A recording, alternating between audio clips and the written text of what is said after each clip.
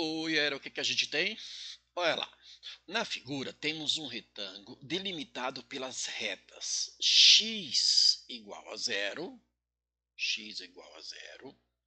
o eixo y, a reta x igual a 1, a reta x igual a 1, e delimitado superiormente por y igual a 3. Ok. Ao girar este retângulo em torno do eixo y, que aqui é em torno do eixo y, vai formar esta figura que é um cilindro. Por que é em torno do eixo y?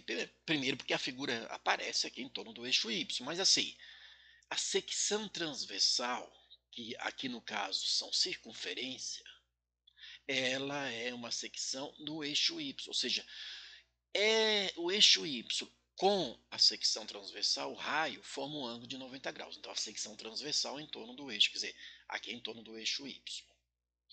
Se nós lembrarmos muito bem, como é que se calcula o volume de um cilindro usando a geometria espacial?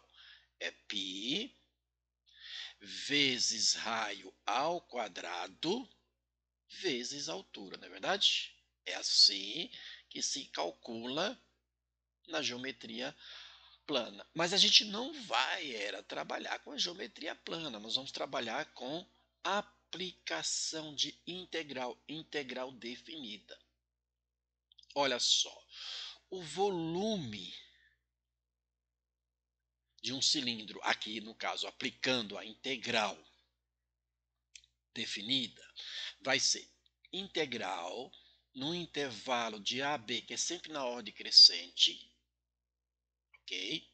Neste caso está atrelada ao eixo y, porque o solo de revolução está revolvendo em torno do eixo y, né? Isso, né? Integral de quem? Da área da base, que é uma circunferência, porque é a área da base vezes a altura, só que a gente vai aplicar integral. E isso de alguma coisa. Por quê? Porque a gente integra uma função que foi derivada. Então, a gente está integrando. Como está em torno do eixo y, aqui a variação é no eixo y, então por isso dy. Mas quem é a nossa função? A função é sempre o raio. Vai substituindo o raio. Como neste caso a secção transversal, né, ela é perpendicular ao eixo y, que está revolvendo em torno do eixo y, e o raio aqui é unitário, a função aqui é a nossa f de y, que nesse caso é 1, que é o próprio raio, que é 1. Mas se a função fosse y igual a x quadrado, seria y igual a x quadrado. Nesse caso, vale 1, o raio é unitário e vale 1. Tá certo? Então, aqui vai ficar o seguinte.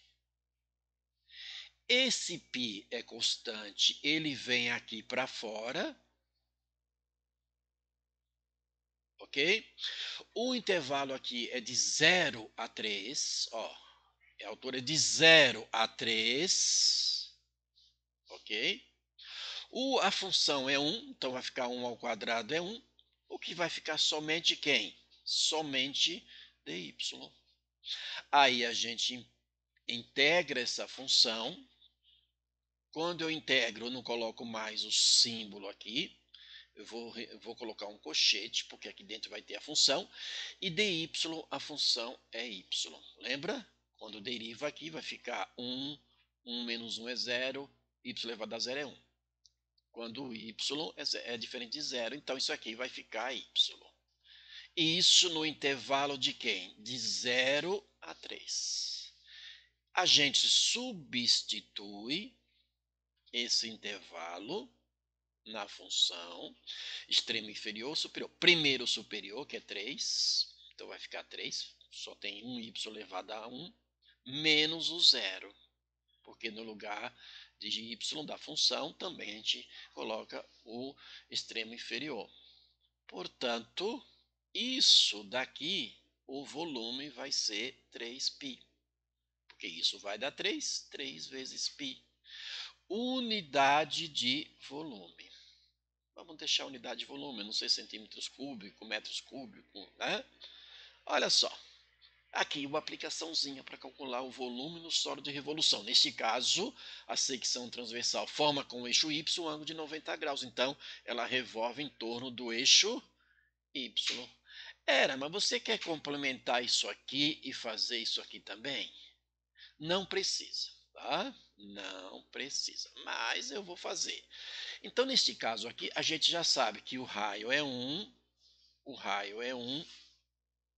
a altura aqui é 3, porque ó, de 0 a 3, a altura é de 0 a 3, tá certo?